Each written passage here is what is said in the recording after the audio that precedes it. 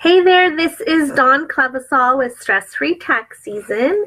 I'm doing this live video for you today to demo how to use your Hubdoc account. I don't know if any of you have used Facebook Live and screen sharing, but unfortunately I can't flip between me actually talking to you where you can see me and the screen that I want to share. So I'm just going to do it this way for you so that you can actually get the demo portion. Hopefully it's going to come through clear for you. But Hubdoc, if you're not familiar with it, is a software program. It's hosted online that lets you not just pull the information that you would get from your bank account into your software like it does into your accounting software. What it does is actually pulling your statements.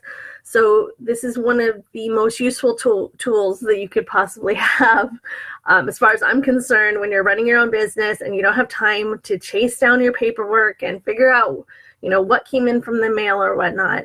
This actually pulls everything for you.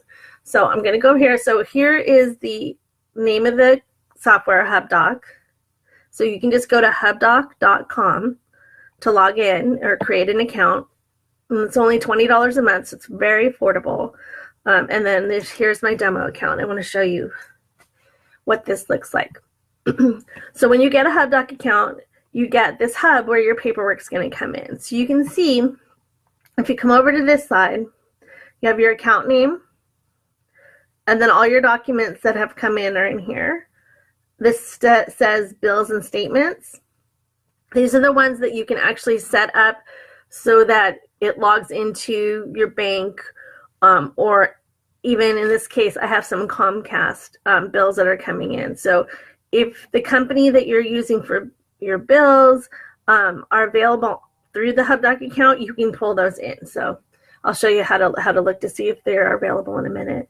But I just thought I would share this with you. It's saved me at least 2 weeks of chasing client information down or waiting for bank statements to come in from people. It's just been a lifesaver. It's created a lot less stress for my clients because they're not having to wonder or worry if they've gotten me everything that they need. This just makes it so much easier. So if you go over here where it says bills and statements, you can see that I've already set up Comcast. I know it's a little small, but I set up Comcast to pull in the bills, and those come in right here. So you can see, it's blinking, but you can see right there that the Comcast bill that was due that month came in. And then to make it even nicer, if you come over here, you can actually fill in the information on this side of the page and push it into any of these programs here. So if you're using Xero or Sage 1 or QuickBooks Online, you can push it directly into you. And then there's also programs on here that help store your documents. So this one here is Share Files logo. I don't remember what this one is. I don't think it's Box.com. I think it has a bigger name, but that's their logo. So if you're using these programs, you can go ahead and actually store some of that information that you're having come in through Hubdoc. You can just push it in there. The nice thing with your accounting software is that then inside of your accounting software, you actually have your receipts directly tied to those transactions. So if you need them, they're right there. You can just log into your accounting software and pull them up. Then the way that I added this account was you go up here, it says add account, and then you just type the name of the account that you're interested in. So you can do credit card accounts too.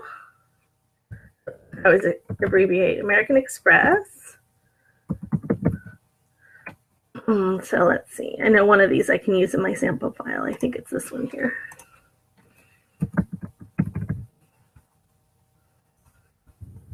Okay. So then you put in your credentials. So it's the same information that you would log in on their website and hit add account.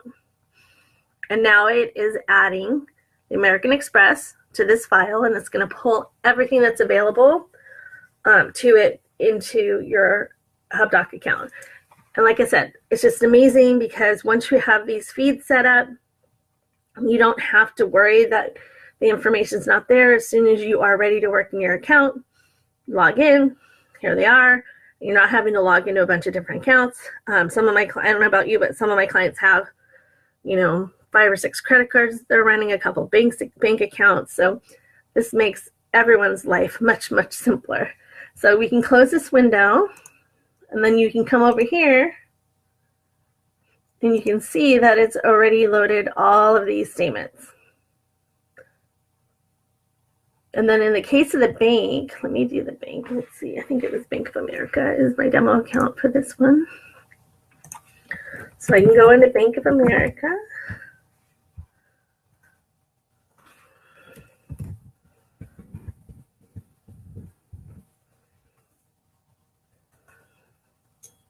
And sometimes you'll have a bank that asks you the security questions, and so this you can answer. Oh, sorry, you can answer these security questions here. Tripping over my tongue today. So what would happen if this didn't work for some reason because you had a security question that needed answering? You would just have a line underneath here that said, please answer this security question, and then you can actually answer it from the screen as well. So here it's going to pull in the Bank of America documents that are associated with this account. And you can actually see over here it's already added Bank of America. Let's see what it's gotten so far. And there you go. And you can have more than one Bank of America account if you have different checking accounts. You can pull them all in separately. You can even exclude accounts. So for example, if I go into here and I go to this tab that says hide accounts, if say for some reason the Bank of America had more than just my demo account, maybe I had a couple personal accounts and then like the business accounts in there, I don't need the client's personal information. So what I can do is look in my account for which ones are the business account numbers, and then I just come in here and tell it to stop fetching anything that's personal. So it'll stop even giving me the personal accounts. So that's something you can do, because I know a lot of you probably have more than one account linked there. And if it is your personal account that you're using, say you sign up for Hubdoc just for your personal use so that you don't, close a bank account and then lose all those statements and the availability to those statements, you can actually have it all fetch in here. So for my personal account, it has everything. And it's nice because even though I still have the paper statements coming to me, if I lose one or I decide that I just want to, shred them after a year, they are saved electronically inside of this account. Okay, so manage accounts is where I added the account that I wanted. Hide accounts, you can just restrict stuff, and then you have your profile here. Excuse me. Another nice thing inside of this profile that I like to do for my clients is once I have them set up for an account, I'll come in here and you can actually edit. I'll show you what this is. This is your incoming files. You can edit the email address here that you use for receiving documents into Hubdoc. So if I have a client who's going to take pictures of their manual check register that's with their checkbook, they can send it to me, in this case at hubdocdemo@app.hubdoc.com, and anything they email to that email address is going to come into here. And it's really convenient because then, even the accounts that they may not be able to add personally, they can just email to this account. It comes right in. And then you can also invite users. So say my client or you went ahead and had this account, but then you wanted someone else to have access to it. You just come down to where it says invite users. You add them right there. And then the billing information's here. Destinations, this is where you tell it which account you want it to go to. So if you're using Xero, you can connect it to Xero and push the receipts in. You have your QuickBooks here. You can just use CVS files as well. One thing I don't think, let's see, so just all of these different options. So you do have all of Dropbox, share file, I'm not sure what, Smart Vault I guess is what this one is. And then you can also forward them. So if you want every document that comes in to get forwarded to a specific email address outside of Hubdoc, you can do that here as well. And then here's security. So that's where you're got two-factor authentication that you can set up. That might be convenient if you're going to use your phone. They do have an app that's really great because you can be out to lunch, business lunch, pull out your phone, upload. You have the app uploaded. You can just take a picture of your receipt and it puts it in here directly. So this is a great program for any business. I would say even personal, especially if you're somebody who might change accounts a lot. It just helps you keep all of your data in one place, which is really convenient. And then with some of the bank accounts, I just want to mention this because it's one of my favorite things too.